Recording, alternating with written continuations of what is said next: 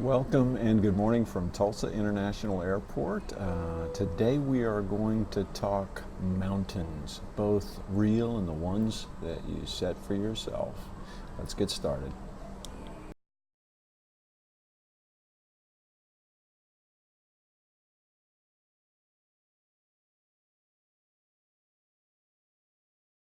Thanks for tuning in to today's video. I'm coming to you from Tulsa International Airport. It's about 4:55 in the morning and I got to catch a flight in about 10 minutes. It's been so wonderfully busy that I got to put these in wherever I can. If I had not done it, I'd have never thought that it could be done. It was the summer of 1980. I was in the Wind River Range of Wyoming as part of the National Outdoor Leadership School course, and we were nearing the walkout, which is the very end. You see, we'd been learning for a month, we'd been learning minimum impact camping, how to do orienteering, cross-country travel, how to take care of ourselves and others on our team.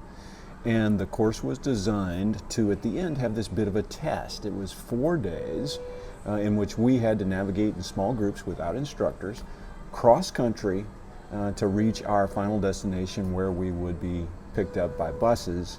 What was different was they designed the course that we would have to exhibit these skills and work through this under stress. The stress they found was, or structured in, was no food. Our food ran out before we started. So it was a wonderful, challenging time. We set off in our small groups. We had given the instructors, hey, here's our planned path, and we will meet you in 4 days at this rendezvous point. So we're going cross country. It was tiring. The first day we descended 3,000 feet. It was boulder work.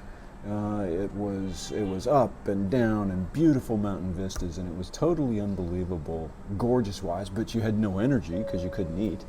And so you'd finish and you'd rest, you'd fall asleep next to a rock for an hour or so, slug down a quart of water when you got up because that was the only thing you could put in your stomach, and then begin again.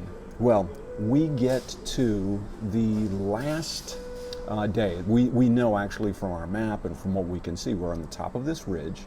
And we know that our walkout point, the place we're going to camp tonight and then have a short walkout, is down off of this ridge that we're on and across this valley. Problem is, we're about 1,000 feet above where we need to be. We did not realize when we were looking at the map how steep of a descent it was. And of course, there's no trail. And it's down this boulder and scree field. Well, it looked impossible, but there really was no other way. So we talked, we used the skills that we had been taught, and we made our way down this field. It took probably about an hour for us to do it.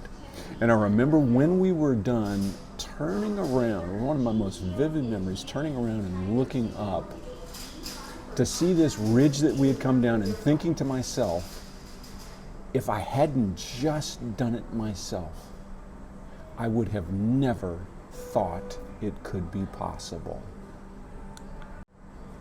That accomplishment, the Knowles course itself, but that particular descent and some other key ascents were so important to me. They expanded my sense of who I was. I literally had a different picture, a new vision for what was possible, which has served me throughout my adult life. Most of us don't have opportunity, and I, at this stage of my life, can't go on some other course, but I submit we all need mountains. We all need to be pressed to places, oftentimes out of necessity, that we did not think we could do, because it's only there that we discover what our potential really is, and it opens up new vistas for us. So how do we do that in real life? Well, that gets us to what's going to be the topic for the next several weeks, which is effective goal setting. So why am I talking goal setting? Many of us are already competent we've already achieved a level of success in business and life.